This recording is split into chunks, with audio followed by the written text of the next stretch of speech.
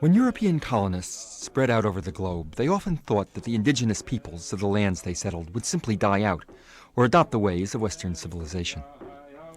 But in many parts of the world today, the role of indigenous peoples is being reevaluated.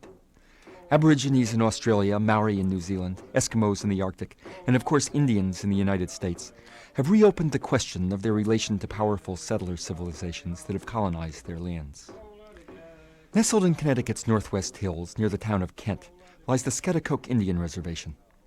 Its setting today looks very much as it must have early in this century, when a Kent resident wrote, "A person traveling for pleasure will find some of the most beautiful scenery of any place in the country. The Housatonic River running very near the road, the Scatechoke Mountains for a background, with here and there a break in the mountains letting in a view further on, makes a scene fit for an artist." A century ago, the Scatechoke Indians were seen as a romantic but vanishing breed. A poet wrote, "They have said farewell to their beautiful home 'neath Scatechoke's lofty height. They are sleeping now, no more to roam from early morn till night. There let them rest, no more is heard the sound of their voice and song. Silent they lie, they speak no word, the last of their race has gone." But the Scatechoke Indians did not vanish, and the last of their race is not gone. Indians still live on the reservation and are using it as a base for preserving their heritage and identity. One of today's Scatechokes is Trudy Richmond. She grew up off the reservation, but learned Indian plant lore, songs, and stories from her grandmother. She has studied anthropology, helped lead the Indian revival movement in Connecticut, and is a member of the state's Indian Task Force. She is currently Director of Education at the American Indian Archaeological Institute in Washington, Connecticut. Trudy Richmond now lives on the Scatechoke Reservation. I interviewed her at her home on a steep wooded hillside between the Housatonic River and the Scatechoke Mountains. She shared with me her extensive knowledge of Pootatuk history. She explained that as the early colonists began to settle more and more of Connecticut, many Indians began to withdraw into the unsettled northwestern part of the state.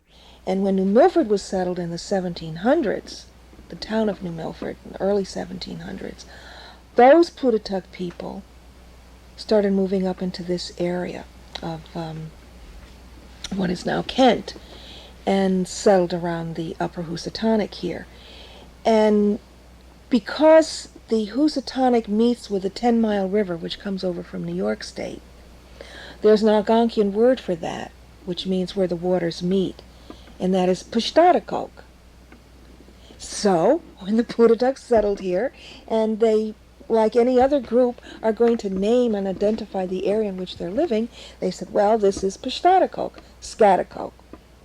So now we have the colonists coming along, and they say, oh, you must be the Scatechokes. When the colonists settled Kent, a small piece of land was set aside at Scatechoke for an Indian village. Initially, Indians continued to hunt, fish, and gather in the surrounding area, but gradually their access to the region's resources was cut off. The leader of the Scatechokes was named Maui. There were very difficult times. The people under Maui were continually petitioning to the Connecticut colony for some kind of assistance or direction. And by assistance, I mean support. They even petitioned to the colony, for example, for an overseer of all things. Come and direct us, because we're just finding it so hard. We've got to find a way of learning your ways. If we're going to survive, then we'll learn your ways, so be it. And they petitioned for a school. And so the Connecticut colony set up, which is no different than today, they established a task force to come and study the situation. That's why I laugh at the task force today. We're going to study the situation. So they studied the situation, and their decision was that the children were just wild savages running about here, and it didn't make sense. It would be a waste of time to establish a school for this group. They were too indigent, etc., etc. With help from Moravian missionaries, the Scatechokes developed a wood splint basket industry. But the making and selling of baskets provided the Indians on the reservation only bare survival. As a matter of fact, my grandfather's grandfather decided to change his way of life when the last basket that he made, which was a fairly large basket, he received 50 cents for.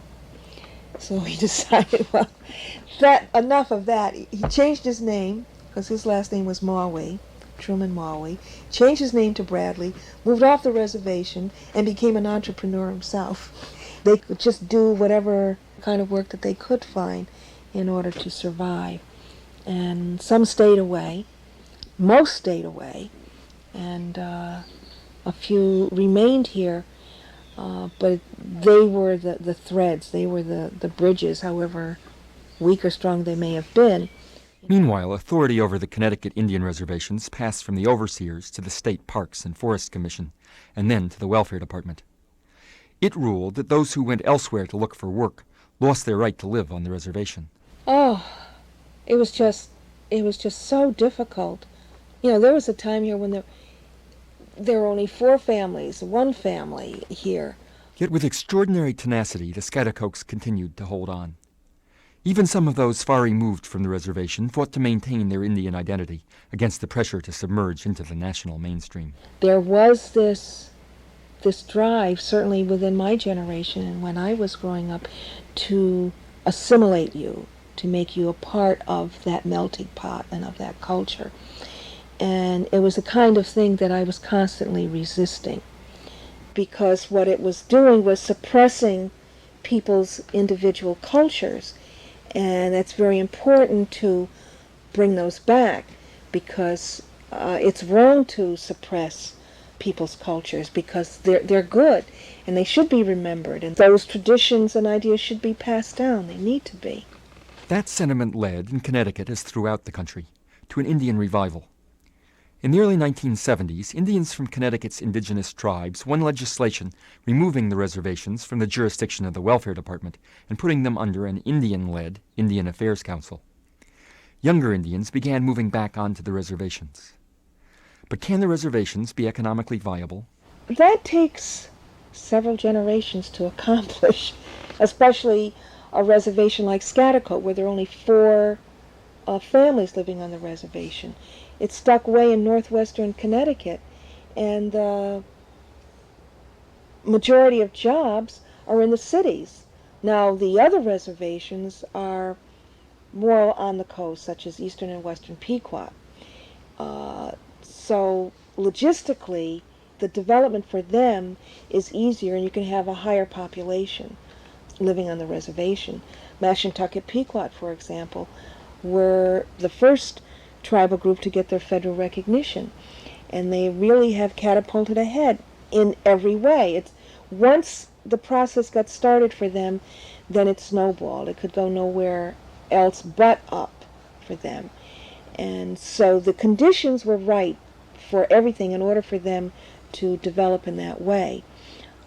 It's much more difficult for Scatechoke, because those Indian people, Scatechoke people who live on the coast and who have succeeded in every sense of the word, it's going to be very difficult for them to want to give up their homes, for example, and their jobs to move back onto the reservation unless something equally was going to be offered to them.